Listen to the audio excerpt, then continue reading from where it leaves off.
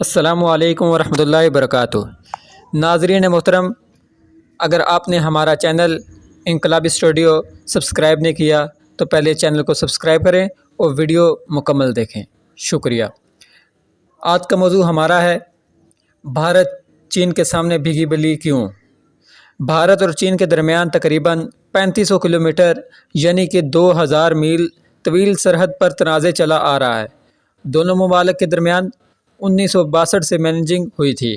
رواں موسم گرما میں نصف صدی کے دوران دونوں ممالک کے درمیان کشیدگی انتہائی عروج پر پہنچ گئی تھی، جس نے بھارت کی پریشانی کو انتہا پر پہنچا دیا ہے، جس کا ثبوت یہ ہے کہ بھارت کے آرمی چیف جنرل منجون مکند نیروا نے لداخ کے دورے کے موقع پر مغربی ہمالیہ میں ہزاروں فوجیوں کی تعیناتی کے باوجود اس عزم کا اعادہ کیا کہ چین کے ساتھ سرحد پر جاری تنازع کو مذاکرات کے ذریعے حل کیا جا سکتا ہے۔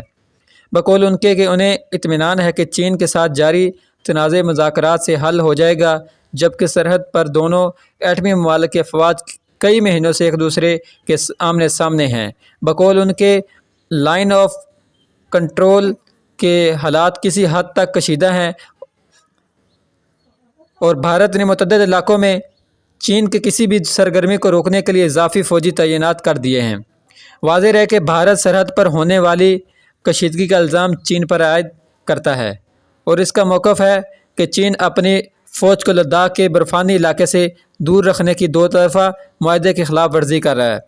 دوسری جانب چین نے گزشتہ ماہ کے آخر میں کہا تھا کہ بھارت کی فوج نے ایل اے سی میں غیر قانونی مداخلت کی اور چین کے سرحد خود مختاری کے خلاف ورزی کی۔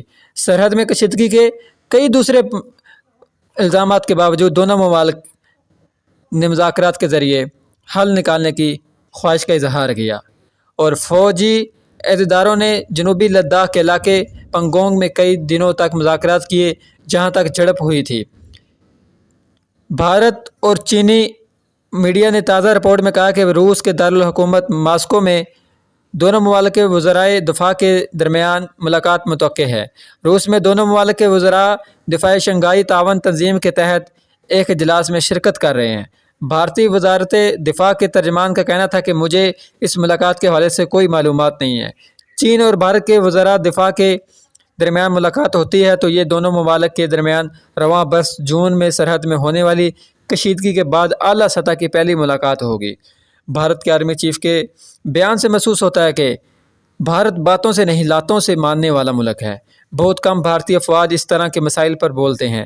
اس سلسلے میں اگر ہم پاک بھارت صورتحال پر نظر ڈالیں تو افسوس ہوتا ہے کہ ہمارے حکمران ہر وقت مذاکرات کے لیے درخواست کرتے پھر رہے ہیں، مگر بھارت ہے کہ وہ مذاکرات کے لیے کسی صورت آمادہ نظر نہیں آ رہا، جس سے یہ محسوس ہو رہا ہے کہ بھارت پاکستان کو کسی قسم کی اہمیت نہیں دے رہا۔